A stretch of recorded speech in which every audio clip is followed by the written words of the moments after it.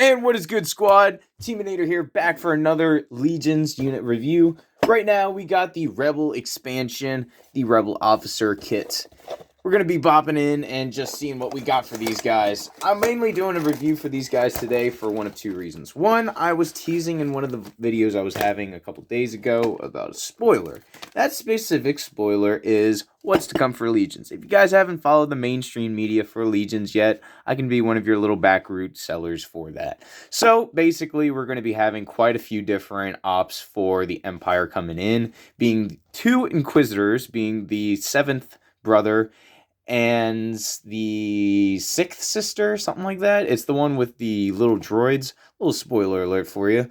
Also, there's going to be a couple additions to the Separatist as well as Republic. Not many for the Empire, like other than those two, but there's definitely going to be a lot coming out soon. And there's also the Ewoks, Ewok edition. You're able to have Chewie hop on an AT-ST and just go to town.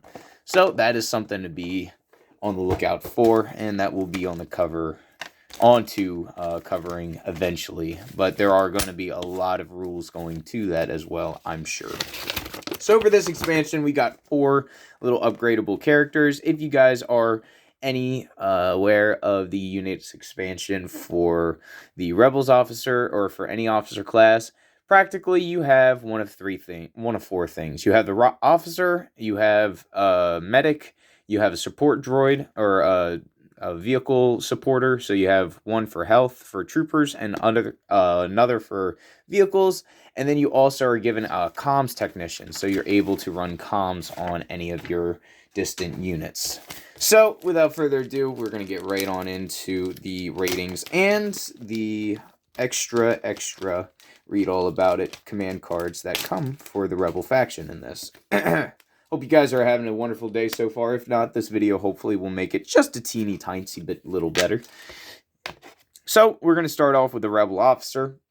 This guy is going to be 50 points. I do believe almost every single officer or command in this form, such as the tactical droid or the Imperial officer, you're going to be more or less getting the same stats with a couple different abilities and or add-ons.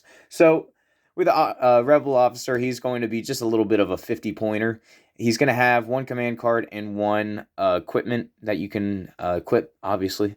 Take cover is going to be his main objective, or his main ability, I should say. It's going to be an ability where you can just use a move and give a dodge to a friendly trooper, pretty much. Inspire, you're practically able to remove a suppression when you're rallying, which is nice. It's a passive way of doing stuff without having to worry about rolling off the suppression. You just automatically dodge it or discard it, and then if you have any more, you still continue on your rolls.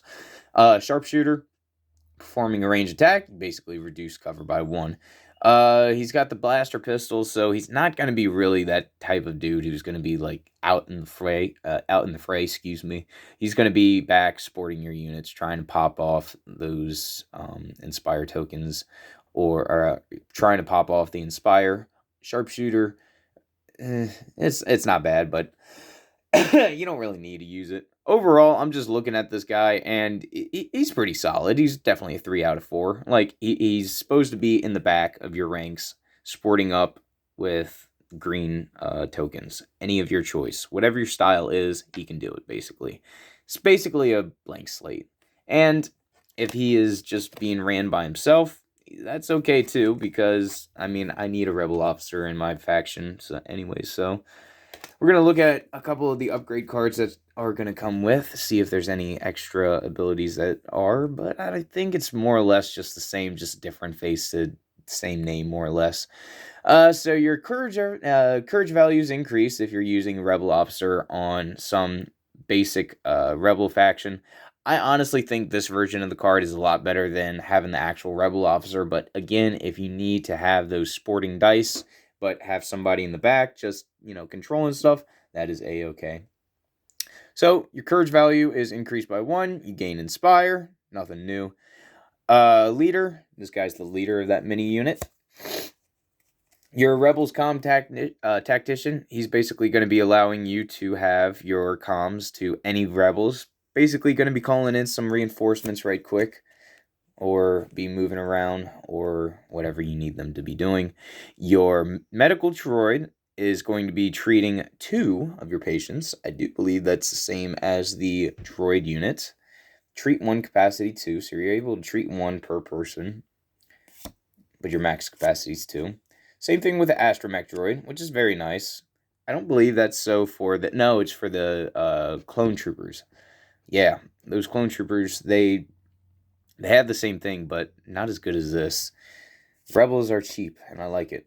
And then we have, of course, our extra array of cards. If you guys do not know, I'll read them off right quick. Commanding Presence. Commanding Presence allows you to basically issue orders from range 1 to 4. Comms Relay. If you don't want it to be issued an order, you can relay it to someone else within range 1 to 2 and line of sight. Nope, just range 1 to 2. Recon Intel, basically get passively move. And that is pretty much it for your sporting cards. Now, I am going to say, I'll keep on holding a couple of these. If you guys haven't heard already, I'm going to be trying to get some of these off in my eBay account as soon as possible. If anyone's trying to build a command hand or just need the cards to be sporting, so I will be having the link in the description. For our basic command cards, we have Sabotage Communications. 1 operative or 1 special unit. You're basically going to have your wait a minute. Your opponent must issue 1 fewer orders than is indicated on the command cards to a minimum of 1. So if your opponent's really trying to throw out something, you pretty much just like say, no, you didn't hear that. We're just going to be disrupting. So that's a very good disruption card. If you don't want to be running any of the main rebels for your faction, if you just want to have command rebel or a speeder truck, because these can also go towards the speeder truck or Chewie, you know, that's very good. Next one, we have Turning the Tides. You're going to have 2 vehicle support or main vehicle units, you know, heavy vehicle. Each friendly vehicle and heavy vehicle unit gains Inspire 2. That's pretty cool. So Inspire 2, you're basically able to pop over... Wait a minute. No, you're able to get rid of 2 suppression. That's pretty good. So that's... Let's just say your opponent's just throwing in a crap ton of suppression. That just bypasses that completely. So 2 cards right off the bat. It's really good for...